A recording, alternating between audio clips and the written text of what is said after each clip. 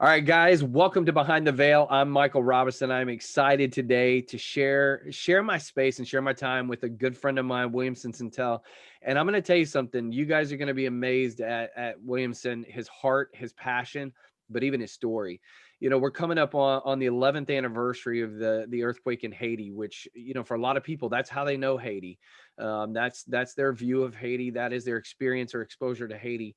And that's okay. And I think there's some beautiful things that come out of that story. Of course, I know that Haiti's a much more beautiful country than one moment and one crisis and one thing, which people who know me and stick around know that deeply. But I think sometimes when we look at something that is a crisis, when we look at something that we don't understand, and we see something that even seems crazy to deal with, that what I know, what Williamson knows, what many of us know that are listening, is that God is up to something that we may not see, and great things can come out of you know, the destruction. And to use Williamson's title, you can rise out of the rubble.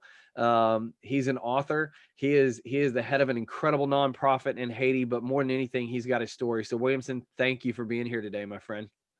No, thank you. Thanks for having me. It's such a good opportunity for me because this earthquake reminds me of why God has saved my life. You know why I'm here today. So I think it's such a good opportunity to share that story because there is somebody out there who wants to hear that story, and Absolutely. we all have a story, and only you own your story. That's right. Our power's in our story. I think that's the beautiful thing, is we're given our story to be able to make an impact. We're given our story to be able to do something with great purpose. And I'm excited about that. You know, something that I love about your story is the way you view what happened and around the earthquake, and the way you look at your story and the power that it has for your purpose in life. So let's tell the listeners your story, because you have an incredible survival story from the earthquake in Haiti in 2010. Thank you, thank you. It's interesting because when I was 16, that's when the earthquake happened. My early young age, I Yeah. had no idea that was an earthquake. I remember that day, my mom came pick me up from my high school. She felt like she has to leave work that day early to pick me up because I went to private school. Usually in my school, you have to stay to do your homework together with your classmate. You don't just leave school. So that day, my mom came pick me up a little early. And I remember I jumped in her car. I didn't even ask her, why you come pick me up that early, mom? You know I had to do homework. I didn't tell her that. So she dropped me off to my dad's orphanage. Because at that time, my parents, they own a few orphanages in Haiti. They Right. serve children in the street, abuse kids to help end sex trafficking in Haiti. So I was in that orphanage. That's what I used to do to earn money, to work with my parents to help these kids with their homework. While I was in the orphanage, I was on the bottom floor of a three-story building. And it was a big building. Yeah. I was there with 12 kids, one little boy standing next to me, and 11 other kids in front of me who were just chatting. And that when the building started shaking and Wow. collapsed on top of all of us. So I didn't know what was going on. That Yeah. was that was the hardest, the toughest day of my life. I remember I was under that building screaming, yelling. We all were, because we Yeah. had no idea what was happening. And I remember I heard people outside yelling, going crazy because they're looking for their own family members. Right. I I I had no idea that was an earthquake. And then we spent the entire night under that building. Yeah. And I remember, I can't fathom that. And you know, not to interrupt, but you know, we've talked through this a little bit, and I think there, it's one thing to have a building collapse around you, and it's one thing to have all that, but obviously in as night comes, it gets colder, it's dark, and it gets quiet. It had to have been quiet at some point, right? Because even though people are still looking, you know, there's times where it quiets, and I can't imagine the feeling you had, or those kids who were trapped under that rubble with you in that moment. Because the people listening to this, you know, there may be a few of your friends who will listen to this who have similar stories, or experienced a lot of it because they were there in Haiti. But most people are never going to experience a moment like this. And I think it's important to pause to realize, like, for many of us, we'll never really face the worst fear, the worst moment Really, we really won't. Like our lives are never going to look like that. So talk about that, because being trapped, you were trapped for like 28 hours, right? Yeah, I was there for 28 hours. I remember while I was under that building, before the sunrise in the morning, I heard the kids stop screaming one by one. The kids that were around me under that building, Yeah. because they were slowly dying. And I remember this boy was underneath me. He kept asking me, "Are we gonna make it? Are we gonna make it?" And I had a strong feeling in my heart that yes, we are gonna make it. Yes, we are gonna make it. Every time he asked me, "Are we gonna make it?" And I said, "Yes, we are gonna make it." And Yeah. that's when I felt that I need to say a prayer. I grew up Catholic. Like my relationship with God wasn't that strong, but I knew that someone will hear me. Yeah. And I had a question to speak up, speak up. And for the first time of my life, I said a prayer to God. I remember I said to God, if you save me, I am going to serve you. Yeah. And right after that prayer, I didn't feel any heavy stuff on my back anymore. I didn't feel any heavy stuff. I felt someone, an angel, that was Yeah. on top of me. Yeah. And that's when I started using my voice. I call out loud so people could hear me. And I remember I heard them and they heard me. Yeah. That's the next day. And Yeah. by in the middle of the day, the next day, they were able to try to dig so they can see where I was exactly. Yeah. What happened is they didn't have any tractor, no equipment to get me under that building as fast Right. as they could. I was thirsty, hungry, tired. And if they had to wait a minute from getting me under that building, I wouldn't be able to make it today. Yeah. So I remember they sent a rope so they can tie on my neck to get me out under that building. That's the second night Yeah. of that earthquake on Wednesday night. So I remember when they tied the rope on my neck to get me out, they couldn't because my right arm was stuck because this Yeah. one was catching under that building. There was a bunch of rocks Yeah. that was on top of my arm.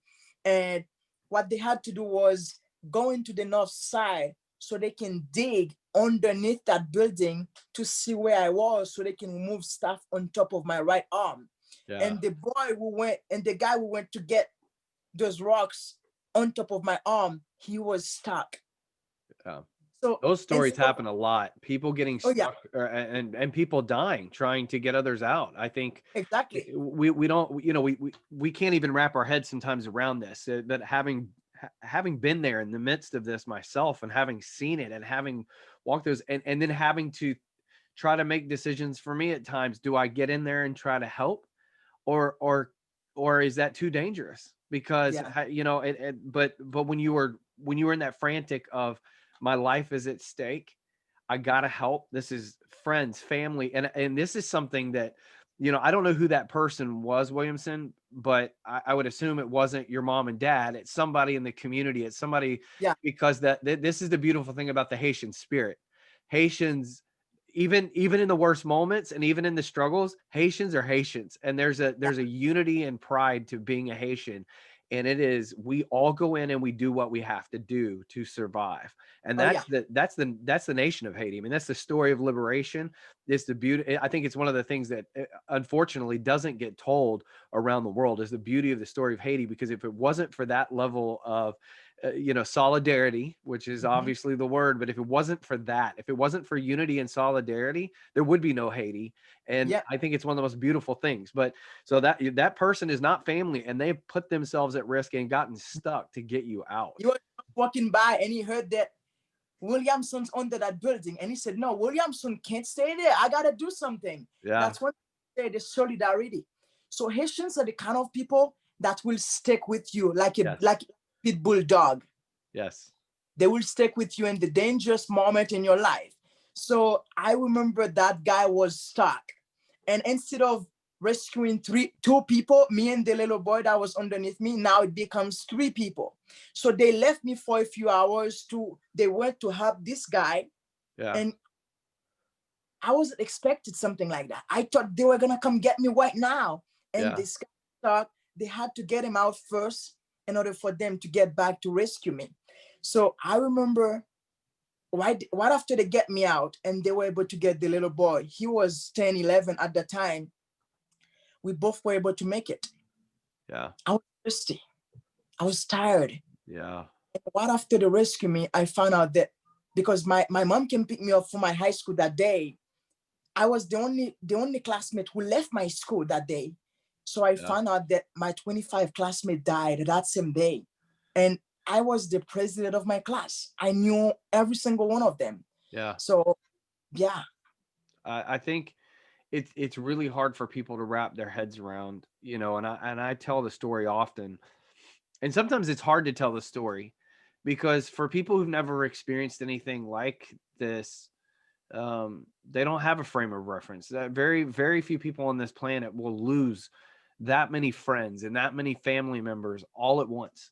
And to see that level of mortality and death in front of their eyes, you know, to have those moments where you see, and just like you talk about 10 of those 11 kids in that orphanage that your family ran, where you were loving on those kids and serving those kids, only 1 out of 11 kids made it out of there.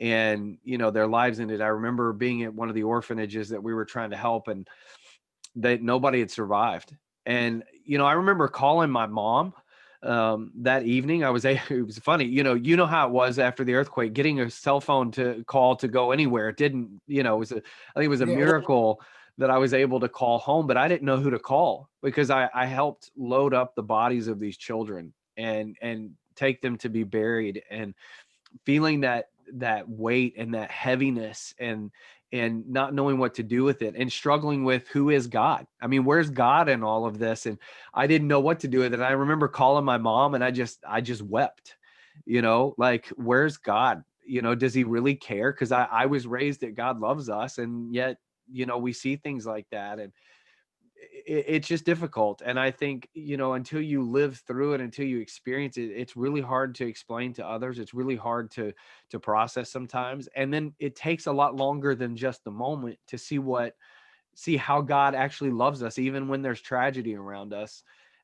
You know, I mean, he raised you out of the rubble, and that's what I love. So, you know, you've written a book, we'll talk about that in a little bit, but, you know, rising from the rubble, and it's your story. And I think it's incredible, but out of the beauty of that tragedy, let's talk about where you are today, the amazing work that you're doing today, because it is a result of that moment, of that experience of being trapped under the rubble, of you crying out saying, God, if you save me, I'll do whatever you need. I'm in 100%.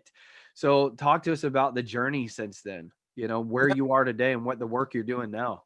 By the way, I want to thank you, because for you to be able to be in that moment and help my country, that means a lot. Thanks, brother. It was an honor. I call it my second home on purpose because it really is, my friend. I know you love Haiti. I know that. So excited to do a lot of work with you.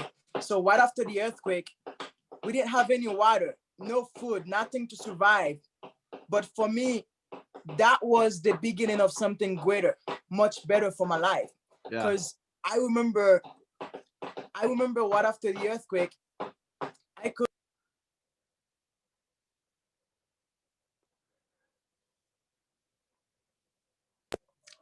So I'm sorry. Oh, you're good. I remember I knew I must be alive for some reason. I knew that. And right after the earthquake, I was looking for ways to serve God. I was willing to do what it takes. Yeah. To serve him any way I can. So I remember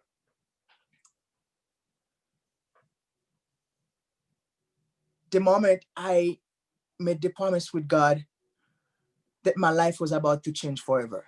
Yeah. All he was waiting for is for me to cry out loud. Yeah. To make a promise, because I believe that God will walk with us when we choose to walk with him. That's right. And that's what I did. I made a decision. And right after the earthquake, I 3 years later, I decided to serve a religious mission for my church.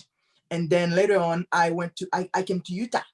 5 years ago, I came to Utah for the first time of my life. So I knew I had to come here in order for me to really give back to my country. I had to learn something somewhere else. Right. And I came here So I remember coming here without nothing. I didn't speak English that well, no food to survive, no place to stay. I didn't have any family in Utah, but I knew that I must come here. And I Yeah. was at the house while I was working on my English to attend college. And there was a test called English, the TOEFL test. Yeah. I had to take that English test in order for me to go to college. I remember my mom kept sending that money, that $160 every time to take Yeah. that test. So I failed that test 5 times. My I gosh. couldn't take that test. Yeah. And, Well, and my boys just got here. I love it. I love it. Listen, usually it's my kids in the background running around making all kinds of noise. I love it. Oh, they just got here. I love it. And I came here like I have a family today. I have a beautiful wife, three children, like you said. Yeah. So I came here without anything. So one thing I realized is that I was able to find really good friends here who helped me progress. Yeah. And I wanted to help my country so bad. But in order for me to help my country, I needed to help myself first. So I have to stop you because you have just dropped like 5 different things that, you know, 3, 4, 5 things that are gold that I think people listening, I want you to pay attention to something. You talked about failing that test, that English test 5 times.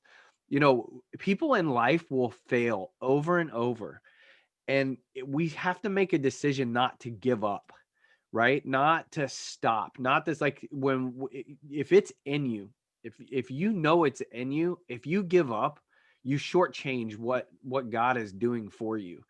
And, you know, even something else that you said, and, you know, so some people listening are going to be people of faith or be spiritual and some are not. But the truth is, when you come into contact with your own mortality, you know, there's something bigger than you. Like you just know it. And whatever you call it, God, spirit, universe, you know, that you'll figure that out. That's your journey. But you realize you are not alone and you can't do this alone. You gotta have that reality that there's something bigger out there for you. And then something else that you said that I think is really important. You were able to find friends. You were able to find community. You built a family. And I think, you know, a lot of people miss out on realizing you and I and any of us on this planet, we cannot do it alone. We have to have the people around us if we're going to make it through, if we're going to see our greater vision, our greater calling come to life. And so I had to stop and say that because I think if people don't understand that and don't see that, Williamson, they're missing out on the beauty of this. And they're also going to miss out on understanding the depth of your leadership, your passion, and your character and integrity, because a lot of people make promises to God. A lot of people step back and go, God, if you'll just do this, I'll give you that. God, if you'll just save me, I'll do this. And then they forget about it.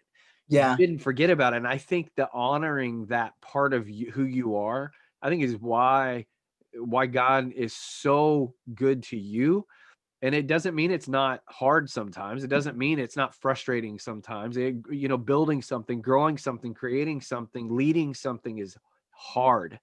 But I think when we honor the integrity of our agreements with God, I think he blesses us beyond belief. It does, because I remember what after the earthquake, like I said, we didn't have any water, no thing to survive. But for me, that was the beginning of something much better, something greater for my life, because I had to make a decision to either become a victim or a victor. That's right.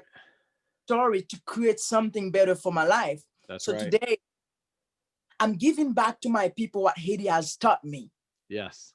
You know, I learned so many things by being Haitians, and coming here in the US and saw so many opportunities. I knew I had to do something for my country.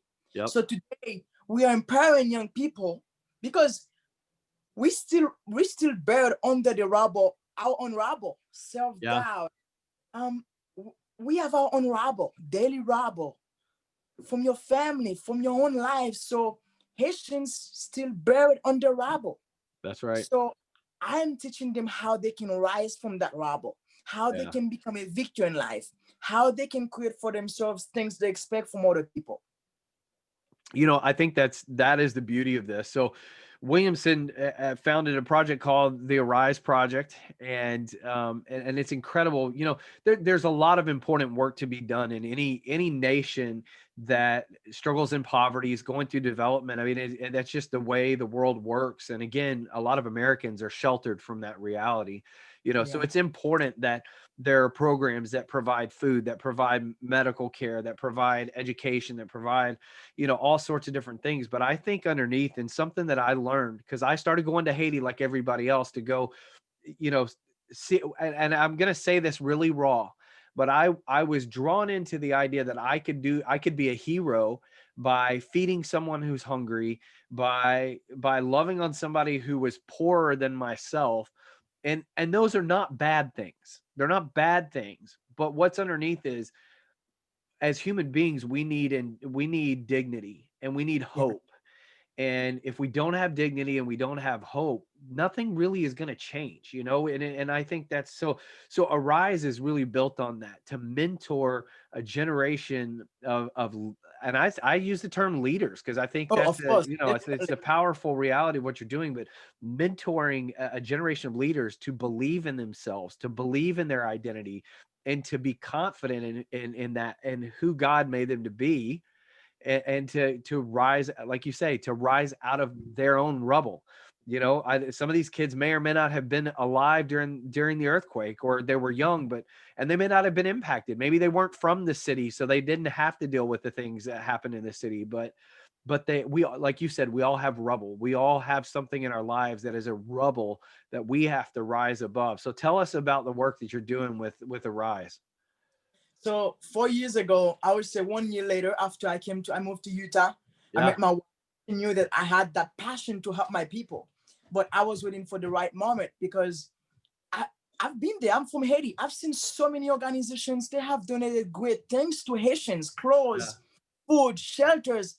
But to be honest with you, my brother, they don't need that. No. They want that. Of course, they do want that, Right. but they need something better than just that. And I wanted to start something unique. I didn't want to start a Rise because I want people to see it's Williamson, not at all. I wanted to start a movement that can remind Haitian of the true power That's of the right. potential, because I found my own. So how can I help them find their own? You know? Right. And every morning when I wake up, I practice something called affirmations. Yes. And all my family does that. My boys, before they go to bed, we stand in front of the mirror and say, I'm powerful, I'm great, I'm a Yes. success magnet. I will believe, not doubt. I will lead, not follow. Like, Yes. those are who Haitians are. Yeah. They are capable, they strong, Yes. they magnificent, they're good enough. That's right. So I started Rise in 2016 because I wanted to teach Haitians how they can create for themselves things they expect from other people, That's how right. they can discover the gifts and talents they've been given by God, by the Almighty, by the big angel, and how they can put this, how they can implement that gifts and talents. So Yeah. today we are mentoring over 14,000, over 4,000 young people across Haiti. I We love have, that. last year in 2020, we had 310 mentors across Haiti. We work in 58 communities in Haiti. So this year, we are building the first mentoring center in Haiti I and the love this. Caribbean, you know? I love this. I love this. I think, and the reach is just the beginning, to be mentoring 4,000. It's just the very beginning. It's still such a young organization, and yet the impact is so big. And, I've got some great friends in Haiti who are doing similar work. And and I've been so honored to support them and stand with them. Um, but I think what is so unique to what you're doing is because it really is where you were raised, where you were brought up, and you really did walk through that, that moment in the earthquake, which we know there's millions of people who walk through that moment of the earthquake.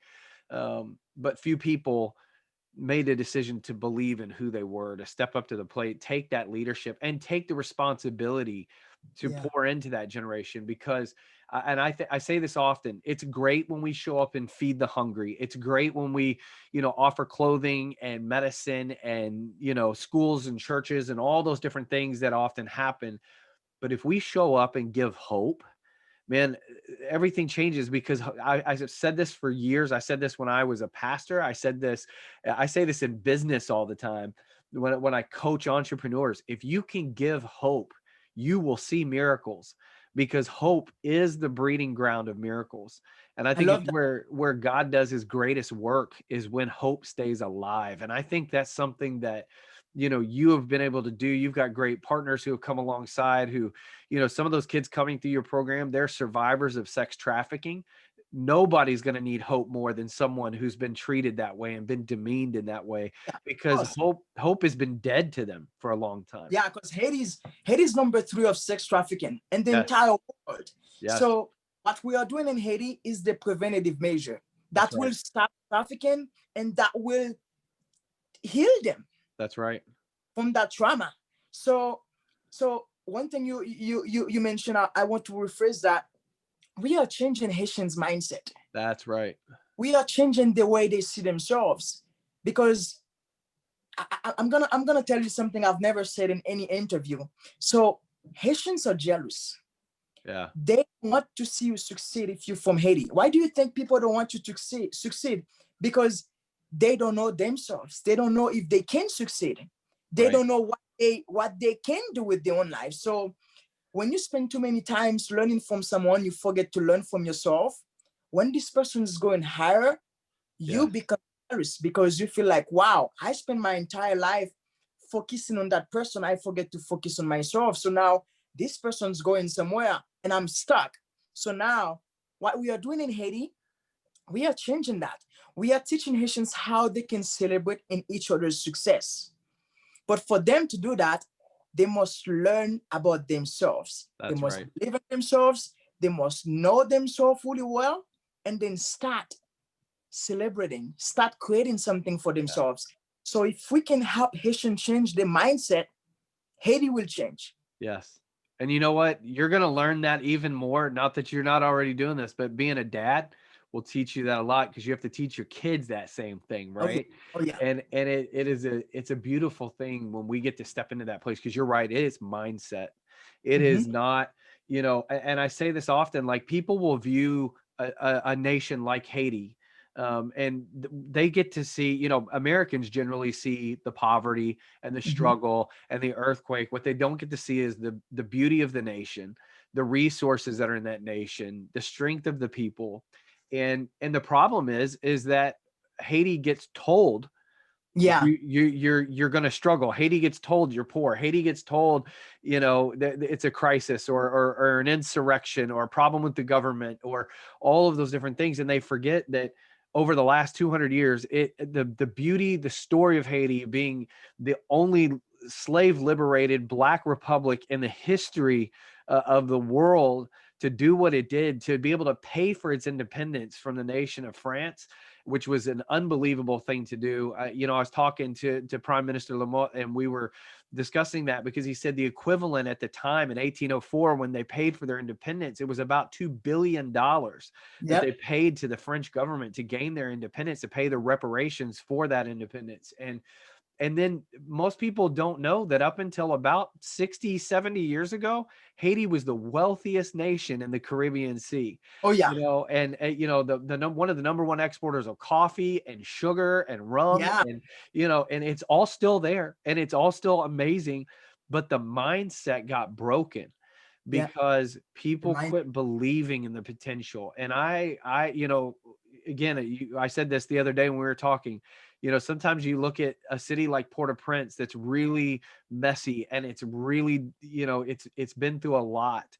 And sometimes, even the other day, a picture popped up in Instagram from a feed that I follow, and it showed pictures of downtown Port-au-Prince in the 60s and 70s. And I'm like, I know the streets, I know those places, and I'm like, there's no way that's the same city. It's crazy, Yeah. I because know. the mindset has shifted. But and I've said, sometimes you think you got to bulldoze something over, just wipe it out so you can start over.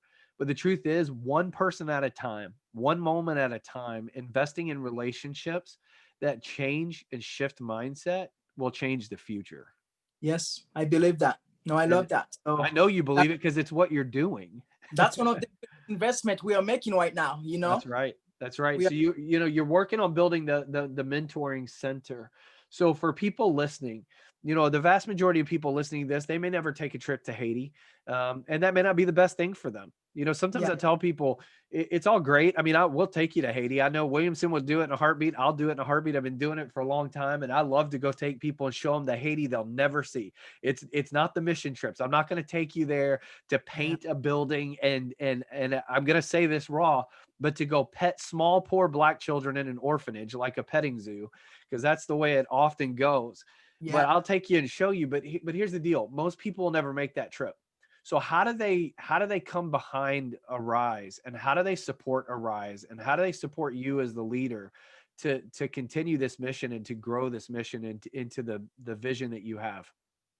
You know what? That's a good question. I've had this question a lot, and like especially right now, I'm doing that full time.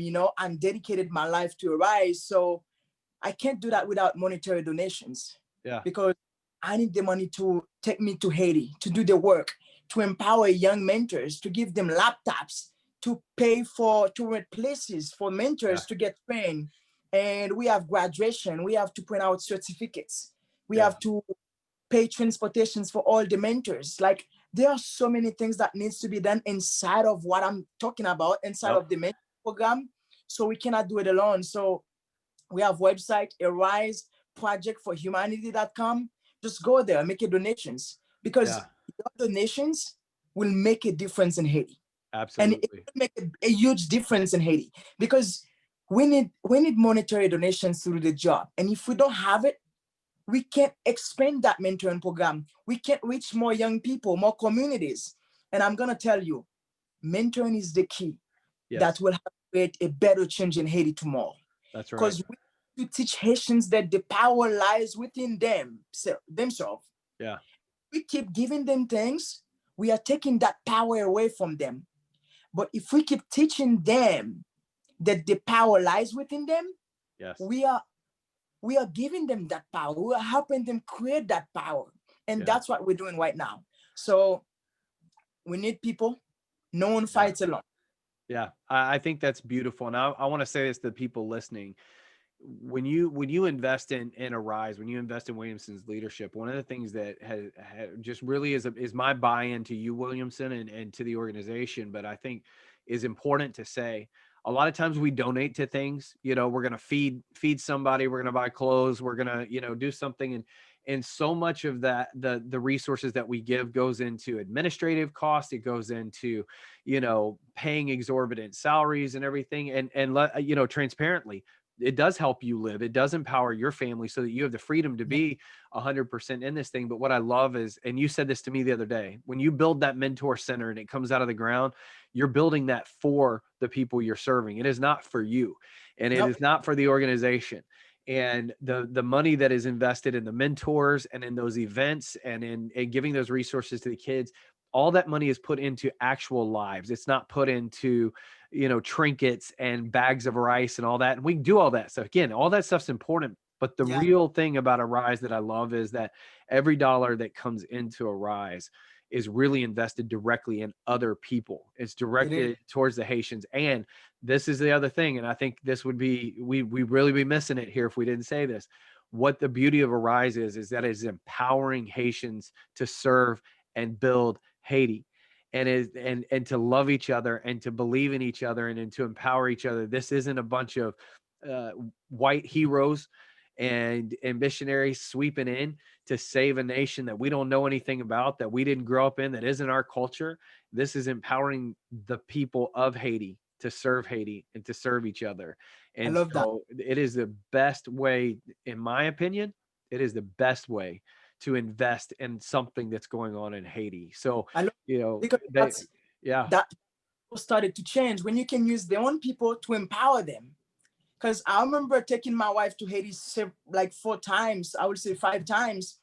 We were having tons of conferences across Haiti. When yeah, she was the one standing to speak, there was no one didn't really care about what my wife is saying because they feel like, wow, she has no idea what I'm going through. right. And now she's teaching me about believing myself, and she has no idea in which community I came from. So when Right. I was the one standing up, share my story, they were like, wow, Yep. can do it. I can do it too. That's right. That's exactly it. And I think that is absolutely the beauty. So they can, guys, you can connect at ariseprojectforhumanity.com. That there's a way to donate there. There's ways to get involved, to get in touch with Williamson there. And if any of you are listening and you're really contemplating the idea here of investing at a big level, and you just really want to talk through it, I want you to reach out to me. I want to be that voice to help you. And then I'll connect you with Williamson too. But I want you to know something. I know there are people listening who have the ability to make large investments in the future of this project, in the future of Haiti. And it would be money well invested in people's lives, because it's not about a project and it's not about a mission. It's about people's lives. And it is about the future of generations to come. And I would love to see some people step up to the plate and make a long-term, deep investment, because this is just one of those things. You don't get opportunities like this to make such an impact in people's lives. So reach out to us. Williamson, anything that you want to leave the people with today? Any parting thoughts or inspiration? I just want to remind the world that Haitians are capable of change, you know. Yeah. And Haiti, I'm not talking about the change of tomorrow. I'm talking about one at a time. Yes. I really believe that Haiti will change, but this change must happen within Haitians themselves. It's time for these people to stop blaming other nations, to stop blaming the government, to stop blaming, but to start blaming themselves. Right. Take responsibility and start creating something for the life. That's one thing we are teaching in the mentoring program. Yeah. Take responsibility. So I truly believe that we as Haitians, we have the power to make that change. So I'm invited people to come join me, because I truly believe that Haitians can create the kind of country we all want to see tomorrow. Absolutely. Absolutely. That's beautiful. Well, I hope a lot of folks are going to connect with this. And I just want to say thank you for being you, for being a man of character and integrity and leadership. And then just for always being willing to step up and share your story. It's powerful, man. So thank you. Thank you, bro. Thank you I so much. appreciate it a lot.